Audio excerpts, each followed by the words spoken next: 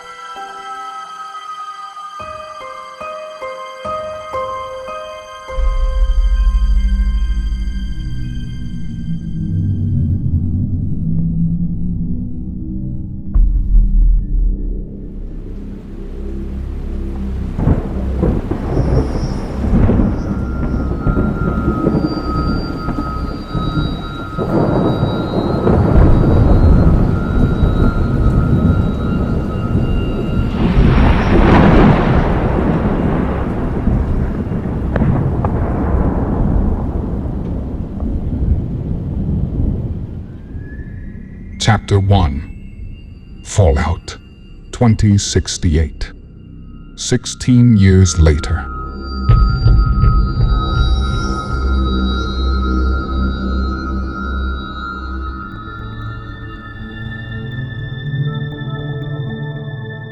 It has been over a decade and a half since the world went dark.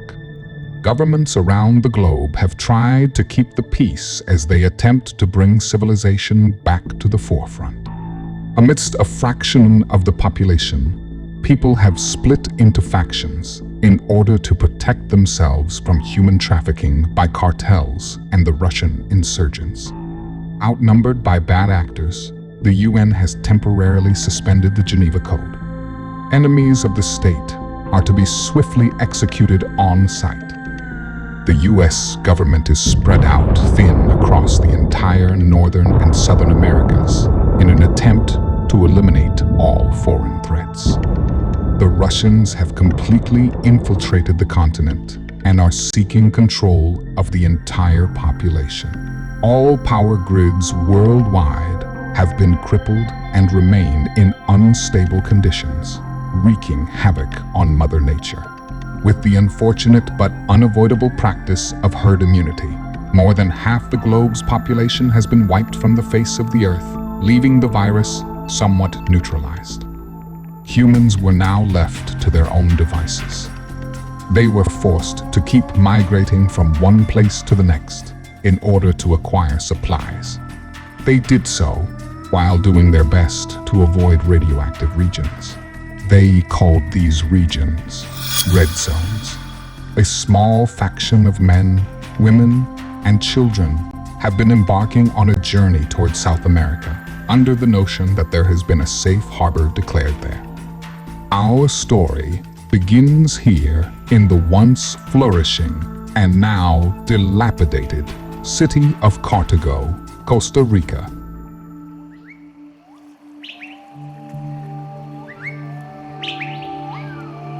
Cartago, Costa Rica, 14 miles south of San Jose.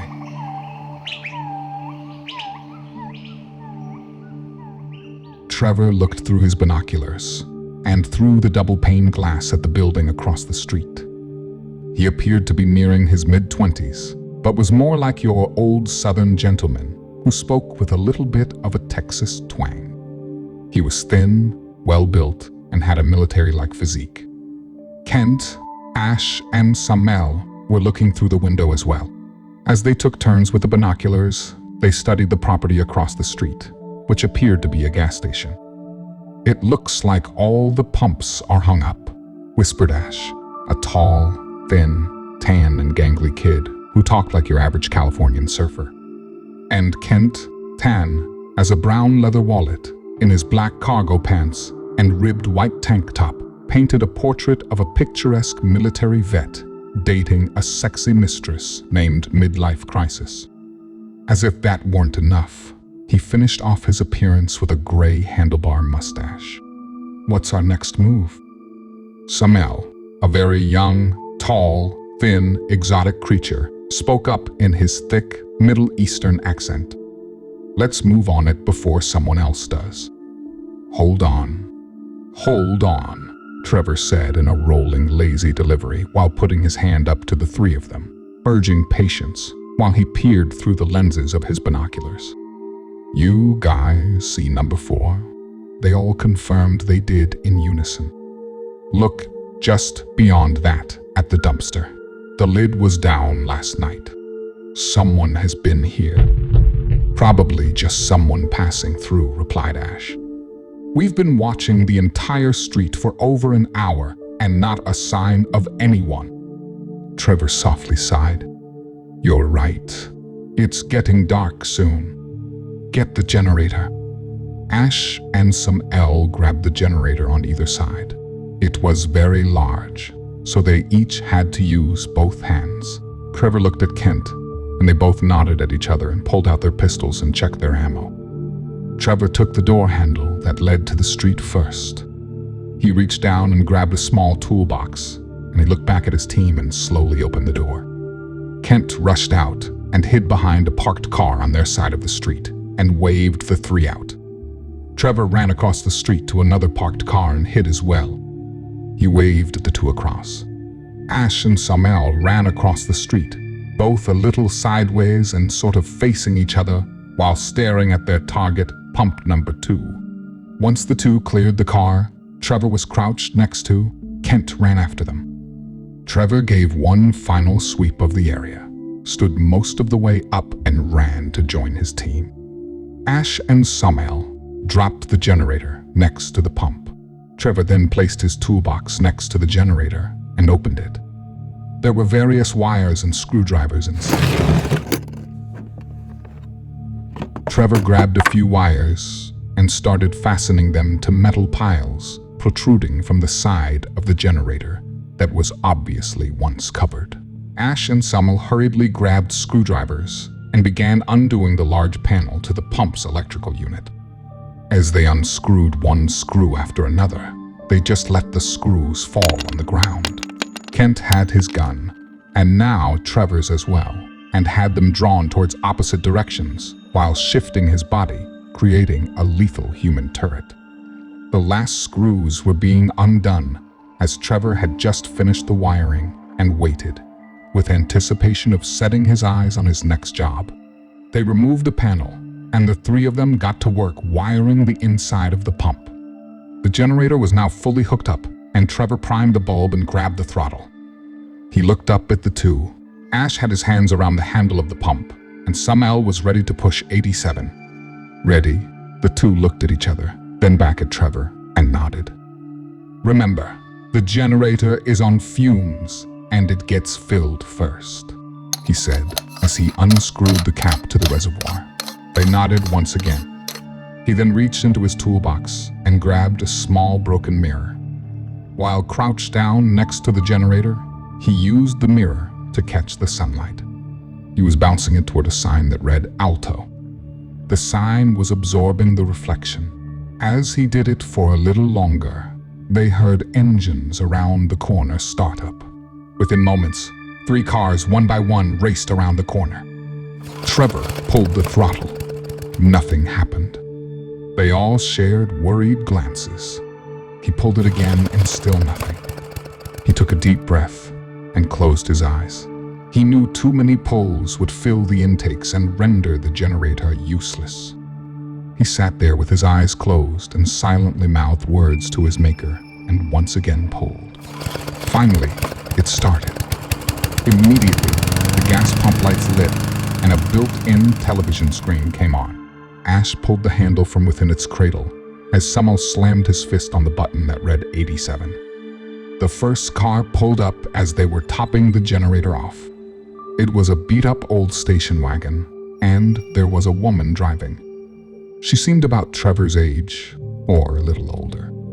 The woman in the car was slim and toned. She held a presence about her that made people happy, with her flowing blonde hair, big, bright eyes, and beautiful, inviting smile. She threw Trevor an uneasy grin and turned off the engine. A much older gentleman sat in the back, sleeping. He had a rugged darkness about him and maintained a chiseled structure all the while sporting a pair of dirty eyeglasses, currently slipping off his nose. He sat next to two younger, average-looking children who looked as if they were growing weary of their car seat's confines. The two were very close in age, both with blondish-brown hair and blue eyes. They looked to be at most 5 years old as they rubbed their tired little faces and let out a yawn here and there. Trevor put out his hand towards Kent, who returned his firearm to him and went back to keeping a sharp lookout. Trevor tucked a gun into his belt by the middle of his back as he leaned into the car and gave a big smile to the kids in the back. Then he looked at the woman. "Hey, Beck." Beck changed her loving glance from the kids to Trevor. "Hey, Trev." She reserved a concerned look to give him as she continued to speak. "Listen, I know we got to keep moving, but the kids are starving. Can you get them something from the truck?" Trevor smiled. "Sure." Then he looked back at the older man who was sleeping. "How's Jack holding up?" Beck sighed. "He's just exhausted. He really needed a break." Trevor nodded in total agreement. "You're full. Move forward. I'll be there in a sec," he said as he gave the side of her door a couple taps. Beck started up the engine and drove around opposite to them on the other side of the pump. A large military-grade Hummer with a bed on the back pulled up after that and turned off its engine. Trevor looked at the man driving it and waved. "Hey, Seth," his best friend waved back. Seth also appeared to be the same age as Trevor. Other than the fact that he was bigger than Trevor, the pair could pass as twins. Seth, unlike his friend's clean-shaven jaw, wore a well-groomed beard and mustache. Ash began filling the rig as Trevor hefted himself up on the side step and straddled the edge of the bedliner. He opened one of the several coolers and pulled one of many brown packages out of it and jumped back down. He peeked around the truck to the car behind it. A tiny little hybrid with a man and a woman sat inside, awaiting their turn for fuel. He gave a nod and a friendly, casual-like salute to them and turned around to deliver dinner to the kids. As he began to briskly walk over to the old station wagon, he caught Beck's expression on her face as she stared wide-eyed into the distance behind him. His heart sunk, and he felt the blood drain from his extremities as he slowly turned around. "Move. Let's move now." They all turned to see a cloud of brown dust swirling into the air, coming from the ground.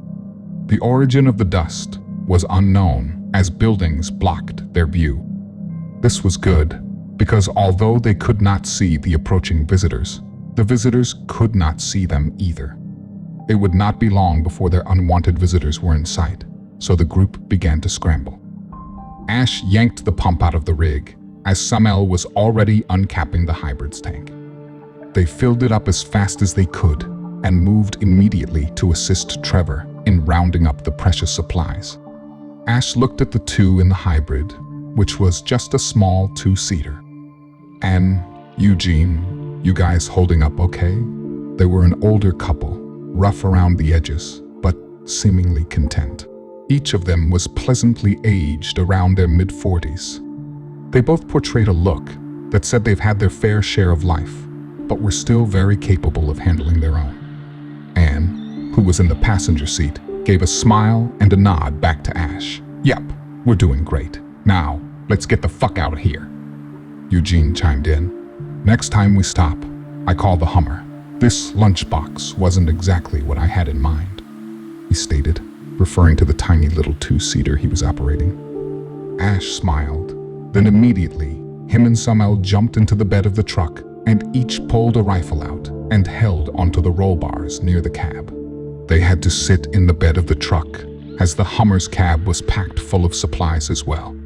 They didn't seem to mind, though. On the contrary, they seemed to really enjoy it.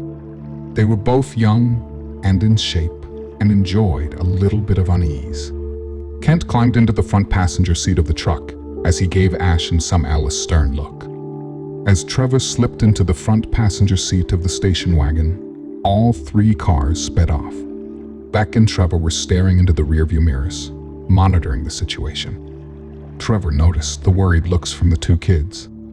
"Oh, yeah," he thought to himself, then quickly grabbed the brown package from the ground and handed it to them, which made their eyes light up. "Put on your headphones, guys," Beck thought to suggest, trying to normalize the unfolding drama. They had a little old-fashioned Discman with a headphone splitter, and each had their own headphones. Completely oblivious to the threat behind them, Caleb and Delilah gathered up their listening devices, put them on, and began opening up their dinner.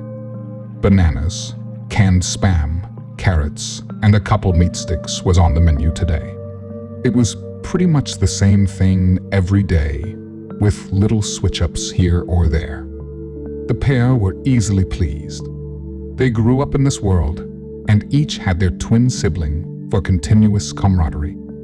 At the vulnerable ages of 7, they'd already seen more in their short lives than most people 5 times their ages. "There, turn there," Trevor signaled. They were the lead car, as the other 2 vehicles closely followed. They kept looking into their rearview mirrors, unsure which direction the visitor or visitors were headed. They kept looking, but lost sight of any evidence of moving vehicles. "Take it south," Trevor quipped, speaking of the highway they were approaching. Beck made a right turn onto the on-ramp for the IA-2 South as the 2 vehicles followed. Ash and Samel peered past the little hybrid behind them and searched the horizon for any signs of following vehicles.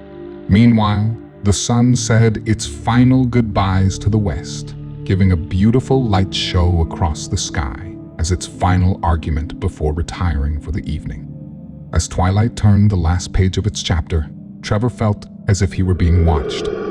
With the intuition one would have while being stared at, Trevor's instincts kicked in, which in turn drew his attention to a dim field just off the highway.